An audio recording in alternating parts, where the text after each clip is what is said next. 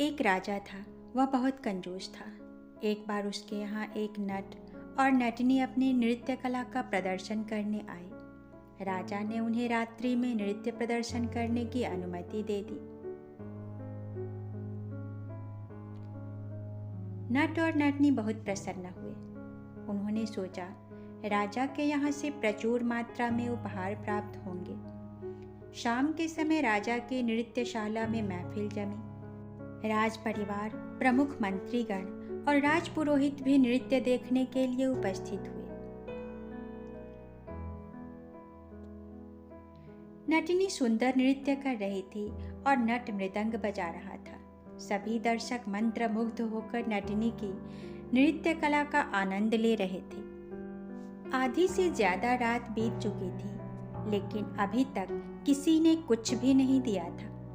राजा तो वैसे भी कंजूस था, किंतु बाकी दरबारी भी कुछ नहीं दे रहे थे। निराश होकर नटनी ने इशारे में नट को बताया कि वह बहुत थक गई है, अब और नाचना संभव नहीं है। इस पर नट ने मृदंग पर थाप लगाते हुए एक दोहा पढ़ा। बहुत गई थोड़ी रही, थोड़ी हूँ अब जात, अब मत चूको नटनी, फल मिलने की बात। नट की बात सुनकर नटनी को हिम्मत आई और उसने पुनः पूरे उत्साह के साथ नाचना शुरू कर दिया। दरबार में बैठे राजकुमार ने भी नट की बात सुनकर महसूस किया कि बहुत देर हो गई, हमने नटनी को सुंदर नृत्य के लिए पुरस्कृत नहीं किया है।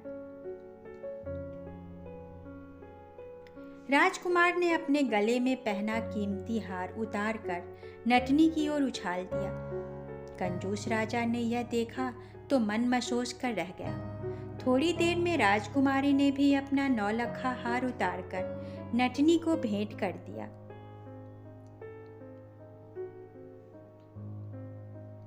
यह देखकर राजा आग बबूला हो गया। इससे पहले कि वह कुछ कहता, राजपुरोहित ने भी अपना कीमती दुशाला नटनी को पुरस्कार स्वरूप प्रदान कर दिया। अब तो राजा से रहा नहीं गया। उसने सबसे पहले अपने पुत्र को बुलाकर पूछा कि तुमने इतना कीमती हार इसे क्यों दिया? राजकुमार ने उत्तर दिया, बहुत गई थोड़ी रही, इस दोहे ने मुझ पर जो प्रभाव डाला है उसके सामने यह हार कुछ भी नहीं है। राजा ने फिर पूछा, हमें भी बताओ कि क्या प्रभाव डाला है इस साधारण से दोहे ने तुम पर? राजकुमार ने कहा, मुझे क्षमा करें पिताजी, आपकी उम्र 80 वर्ष हो चुकी है, फिर भी आपने अभी तक मुझे राज्य नहीं सौंपा है। इसलिए मैंने निश्चय किया था कि कल आपको भोजन में जहर दे दूंगा और मैं राजा बन जाऊंगा।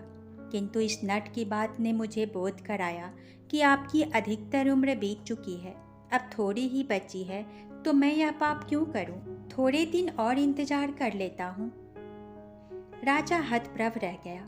फिर उसने अपने आप को संभाल कर राजकुमारी से प्रश्न किया, तुमने इसे नौलखा हार क्यों दिया?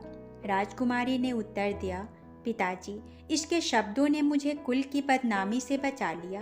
मैं हमारे विवाह के लिए राजी नहीं करती हूँ, इसलिए आज रात में नृत्य समारोह के बाद हम भागने वाले थे, किंतु इस नट के दोहे ने मुझे एहसास कराया कि अब आपकी थोड़ी ही उम्र शेष है। आपके बाद मेरा भाई राजा बनेगा, जो इस विवाह के लिए सहर्ष अनुमति दे देगा, इसलिए मैंने इसे नौलखा हार दिया। इसके बाद हतप्रभ राजा ने राजपुरोहित से पूछा, आपके मन पर क्या प्रभाव पड़ा पुरोहित जी, जो आपने अपना कीमती दुशाला इसे भेंट कर दिया? राजपुरोहित बोले, महाराज, इसके शब्दों ने मेरी आंखें खोल दी। मेरी उम्र का अधिकांश भाग बीत चुका है, किंतु मैं अब भी माया मोह में पड़ा हुआ हूँ। इसकी बात सुनकर मैंने तुरंत निश्चय किया कि कल सुबह ही मैं सब कुछ छोड़कर संन्यास ले लूँगा। इसके इतने गूढ़ ज्ञान युक्त वचनों के लिए मैंने इसे अपना दुशाला भेंट किया। सबकी बातें सुनकर राजा को भी बोध हुआ कि उसे भी भोग विलास त्याग कर शेष बचे जीवन को ईश्वर भजन में लगाना चाहिए। उसने भी राज्य अपने पुत्र को सौंपकर जंगल की राह पकड़ी। इस प्रकार कहानी में एक ही दोहे ने सबके ऊपर अलग अलग प्रभाव डाला। वस्तुतः यह सबका निजी दृष्टिकोण ही था कि उन्होंने उस साधारण से दोहे से क्या ग्रहण किया। इस कहानी से हमें शिक्षा मिलती है कि हमें सदैव अपना दृष्टिकोण सकारात्मक रखना चाहिए। हर घटना और हर व्यक्ति के केवल सकारात्मक पक्ष को ही ग्रहण करना चाहिए।